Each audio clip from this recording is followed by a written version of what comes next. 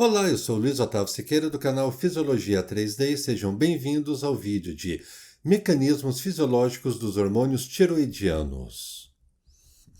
A tiroide é uma glândula localizada anteriormente em relação à traqueia e inferior em relação à laringe.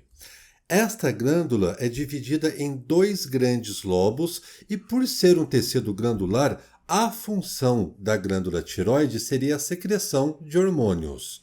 Nesta videoaula, nós vamos falar de dois hormônios, T3 e T4. Vejamos então, o principal hormônio secretado pela tiroide é a tiroxina, também chamada de tetraiodotironina, ou T4 simplesmente.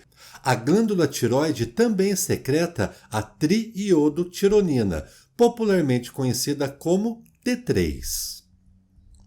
Vejamos que o trânsito dos hormônios tiroidianos no plasma sanguíneo ocorre mediante a ligação tanto de T4 quanto de T3 a uma proteína.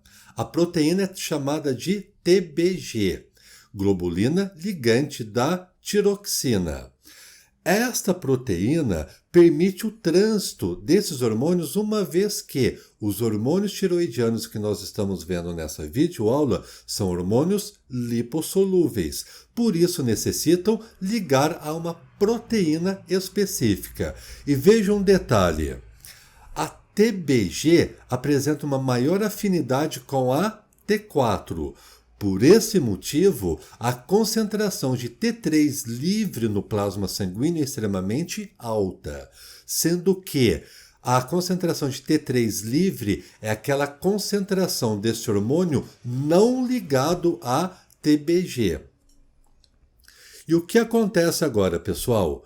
Este hormônio, uma vez que dissocia da sua proteína que o conduz na corrente sanguínea, ele vai atravessar a bicamada fosfolipídica, uma vez que esses hormônios são lipossolúveis, por isso atravessam a bicamada fosfolipídica das células-alvo, e no interior da célula vai encontrar outras proteínas carreadoras no interior do citoplasma da célula-alvo. Agora veja que interessante o que vai acontecer. Temos o T3 e temos o T4. Na verdade, ocorrerá a conversão do T4 em T3. Isso porque o T3 é a forma ativa no interior das células-alvo. Então, presta bem atenção. O T4 é convertido mediante uma cascata enzimática no interior da célula em T3. Qual o objetivo disso? Converter o T4 em T3, uma vez que o T3 é a forma ativa deste hormônio no interior da célula. Agora, pessoal, o T3 no interior da célula ligado à sua proteína carreadora vai ser translocado até o núcleo da célula. No núcleo da célula, veja o que acontece. O T3 atravessa a bicamada fosfolipídica nuclear, tal como nós já estudamos isso na playlist de Fisiologia Celular, e no interior do núcleo existem receptores nucleares específicos para reconhecer o T3. Ocorrerá então a ligação no interior do núcleo da célula-alvo do T3 em seu receptor específico. O que vai acontecer agora? Vejamos que, após essa ligação, ocorrerá um processo chamado de heterodimerização. Neste caso, pessoal, o receptor ativado de T3, foi ativado exatamente pela ligação do hormônio T3, vai ligar em uma região específica do DNA. Mas para que ocorra a transcrição gênica, necessita também de um outro receptor, o receptor do ácido 9-cis-retinóico, que foi, por sua vez, ativado pelo ácido retinóico.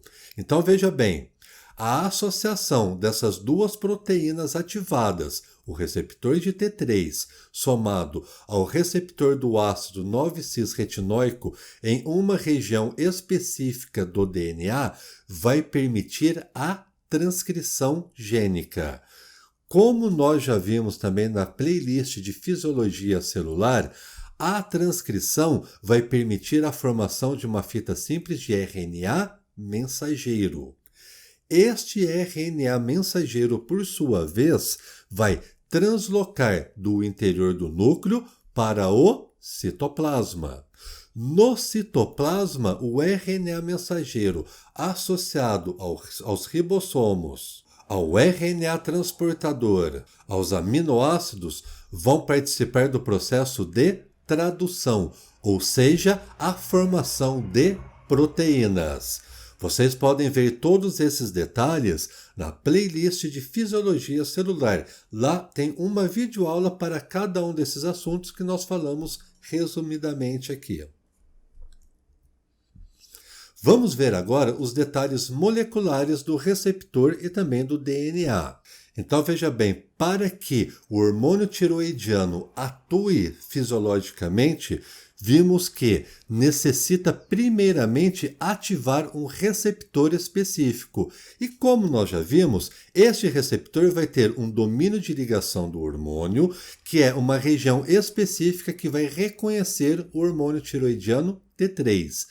Também apresenta um sítio de ligação com o DNA. Mas para que a ação do T3 ocorra fisiologicamente, precisa também da ativação do receptor do ácido 9-cis-retinóico. Esta ligação entre o receptor de T3 e o receptor do ácido 9-cis-retinóico é uma heterodimerização. E onde está ocorrendo esta heterodimerização? Em uma região específica do DNA, chamada de elemento de resposta hormonal. Isso vai permitir que ocorra o processo de transcrição, ou seja, a formação de uma fita de RNA mensageiro. Vamos ver agora uma animação a respeito do mecanismo de ação dos hormônios tiroidianos. Vejamos então que tanto T4 quanto T3 vão trafegar no plasma sanguíneo por intermédio de proteínas carreadoras, ATBG. Essas proteínas carreadoras facilitam o trânsito de hormônios lipossolúveis. Por serem lipossolúveis, esses hormônios atravessam facilmente a bicamada fosfolipídica da célula-alvo. No interior do citoplasma da célula-alvo encontram-se proteínas receptoras desses hormônios, tanto do T3 quanto do T4. O que ocorrerá no interior do citoplasma celular? A conversão do T4 em T3. Agora, esse hormônio, o T3, vai ser transitado do citoplasma para o núcleo. Essa translocação ocorre por intermédio dessa proteína receptora. O T3 atravessa o núcleo e vai ser reconhecido por receptores nucleares específicos de T3. Uma vez que isso ocorre, o T3 vai ativar a transcrição gênica juntamente com o receptor do ácido 9-cis-retinóico. Este processo é chamado de heterodimerização. Uma vez que ocorra a heterodimerização, iniciará o processo de transcrição gênica, ou seja, a formação de uma fita de RNA mensageiro.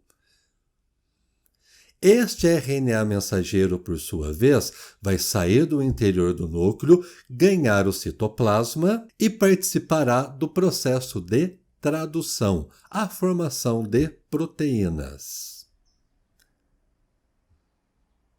Vejamos agora em mais detalhe a conformação molecular destes elementos. Já aprendemos que existe o domínio de ligação do hormônio que vai reconhecer um hormônio específico. O domínio de ligação do DNA, onde a proteína receptora ligará em uma região específica do hormônio chamado de elemento de resposta hormonal. E esta heterodimerização, por sua vez, é a responsável para a formação de uma fita simples de RNA mensageiro. Este RNA mensageiro, no citoplasma da célula, vai participar da tradução, a formação de proteínas. Revejam a animação do mecanismo da ação dos hormônios tiroidianos.